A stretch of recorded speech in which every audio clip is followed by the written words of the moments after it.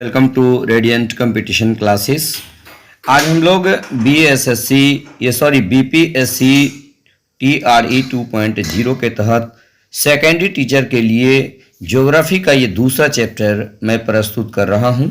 इसके पहले अगर आप वीडियो नहीं देखे हैं तो कई हिस्ट्री के वीडियो, कई ज्योग्राफी के वीडियो मैं डाल चुका हूँ। आप उसे भी हमारे प्लेलिस्ट से देख सकते हैं। मिसलेनियस प्लेलिस्ट करके है, वहाँ जा करके आप देख सकते हैं। तो चलिए इसका हम लोग फिर 30 से 40 सवाल करेंगे।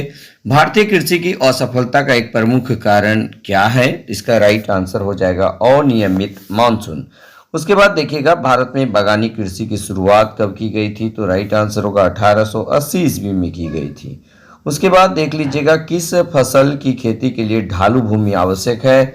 राइट आंसर हो जाएगा कहवा के लिए ढालू भूमि आवश्यक है। कौन सा राज्य भारत का जूट क्षेत्र कहलाता है? राइट आंसर होगा पश्चिम बंगाल, यानी कि पश्चिम बंगाल में सबसे अधिक जूट की खेती होती है, इसलिए जूट क्षेत्र कहलाता है।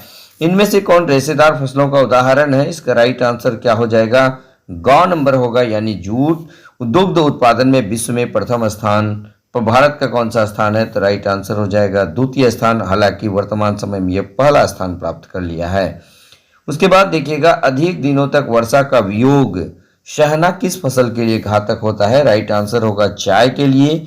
चाय में किस पदार्थ की उपस्थिति के कारण ताजगी महसूस होती है? राइट आंसर हो जाएगा थीन। अति महत्वपूर्ण प्रश्न ये सभी प्रकार के प्रतियोगी परीक्षाओं में पूछा जाता है। उसके बाद देखिए इनमें से कौन गेहूं का प्रमुख उत्पादक नहीं है? राइट आंसर हो जाएगा तमिलनाडु। किस राज्य में धान के संचित क्षेत्र अधिक मिले हैं? राइट आंसर हो जाएगा तमिलनाडु। उसके बाद देखिएगा अगला सवाल है निम्नलिखित में से खरीफ फसल कौन सा है? राइट आंसर हो जाएगा चावल खरीफ फसल है। भारत में ज्वार की सबसे अधिक खेती कहाँ होती है? राइट आंसर हो जाएगा महाराष्ट्र में होती है। चलिए उसके बाद हम लोग देख लेते हैं अगला सवाल। जैम, जेल, स्क्वाश इत्यादि का कच्चा माल क्या है? इसका राइट आंसर क्या हो जाएगा दोस्तों? राइट आंसर हो जाएगा ग नंबर, यानी के फल। चलिए उसके बाद हम लोग अगला सवाल देख लेते हैं। चलिए इसको थोड़ा सा जूम कर देते हैं। अब देखिएगा इसमें कह रहा है कि निम्नलिखित में कौन रबी फसल है? राइट आंसर होगा चना। निम्नलिखित में से कौन सा उस कृषि प्रणाली को दर्शाता है जिसमें एक ही फसल लंबे चौड़े क्षेत्र में उगाई जाती है? तो राइट आंसर होगा रोपण कृषि। हरित क्रांति का दूसरा चरण कब स्टार्ट हुआ था? राइट आंसर होगा 1983-84 में, जबकि 65-66 में पहली हरित क्रांति का चरण था। सरसों किस प्रकार की फसल का उदाहरण है? राइट आंसर होगा तेलहन। सरकार निम्नलिखित में से कौन सी घोषणा फसलों को सहायता देने के लिए करती है? न्यूनतम सहायता मूल्य। उसके बाद निम्नलिखित में कौन सी पेय फसल है? राइट आंसर हो जाएगा कॉफी। उसके बाद हार्वेस्टर और थ्रेशर का प्रयोग किस कार्य के लिए किया जाता है? राइट आंसर कृषि में।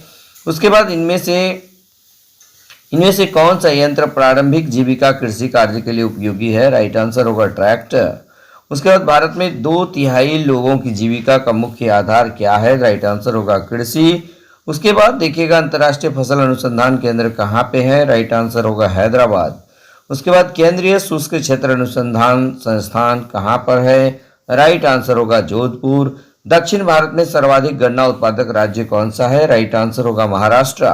ऑपरेशन फ्लड से संबंधित है, ये डेयरी विकास से संबंधित है। ये देखिएगा कृषि चैप्टर से 26 सवाल हुए। अब देखते हैं हम लोग निर्माण उद्योग। निर्माण उद्योग में भी देखेंगे कुछ सवाल, यानी मिला जुला के 40 से प्लस ही हम लोग सवाल को देखते हैं। निम्नलिखित में कौन सार्वजनिक क्षेत्र का उद्योग है? राइट आंसर होगा बोकारो इस्पात संयंत्र। ये रूस की सहायता से बना था। उसके बाद देखिए निम्नलिखित में कौन नई औद्योगिक नीति से संबंधित है? तो राइट आंसर उदारीकरण, निजीकरण, वैश्वीकरण, इनमें से सभी। उसके बाद देखिए निम्न में कौन सी एजेंसी सार्वजनिक क्षेत्र में स्टील को बाजार में उपलब्ध कराती है? सेल। इसकी स्थापना 1974 में हुई है जमशेदपुर के अंदर। उसके बाद इनमें कौन सूती वस्त्र में अग्रणी है? राइट आंसर हो जाएगा मुंबई। उसके बाद अगला सवाल देखिएगा बॉक्साइट का उपयोग किस उद्योग में होता है? राइट आंसर हो जाएगा बॉक्साइट का उपयोग ये होगा एल्युमिनियम उद्योग में। देखिएगा सीमेंट उद्योग नहीं होगा। ये आंसर यहाँ गलत दिया गया है, क्योंकि बॉक्साइट से ही एल्युमिनियम की प्राप्ति होती है। उसके बाद निम्नलिखित में से कौन सा चीनी का दूसरा सबसे बड़ा उत्पादक राज्य है? तो राइट आंसर होगा उत्तर प्रदेश। बिहार में किस स्थान पर सवारी गाड़ी के रेलवे डिब्बे बनाने का कारखाना निर्माणाधीन है? राइट आंसर हो जाएगा हरनौत नालंदा। भारत में स्थापित सबसे पहला सफल लौह इस्पात उद्योग कौन सा है? राइट आंसर होगा टाटा लौह एवं इस्पात कंपनी। सिंदरी कहाँ स्थित है? राइट आंसर हो जाएगा झारखंड के अंदर है।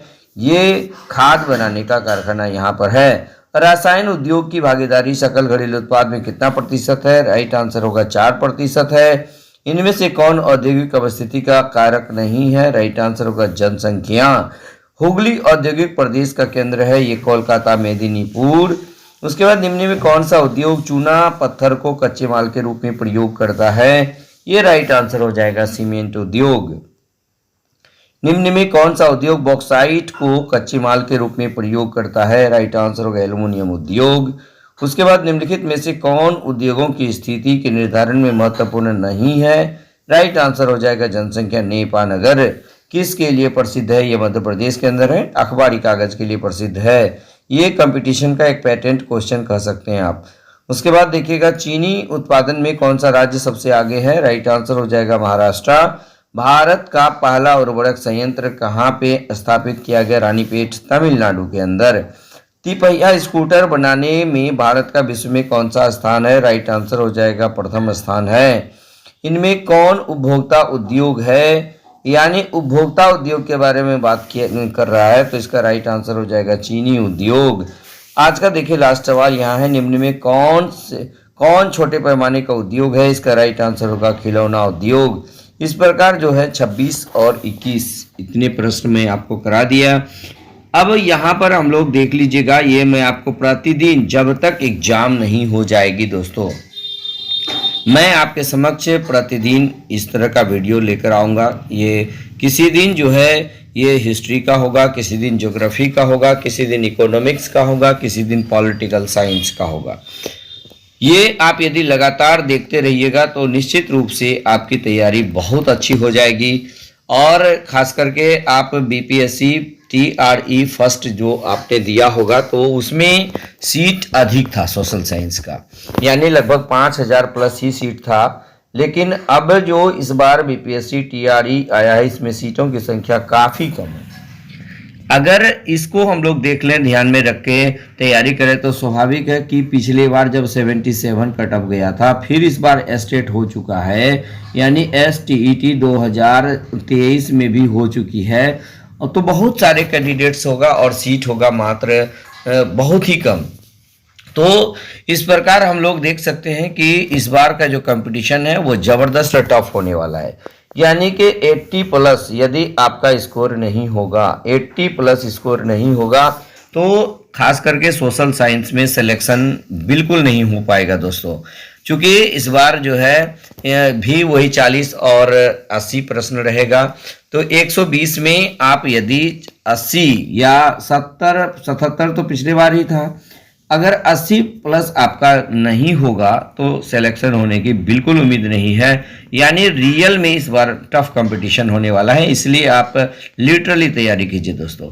तो बस आज के वीडियो में इतना ही, धन्यवाद।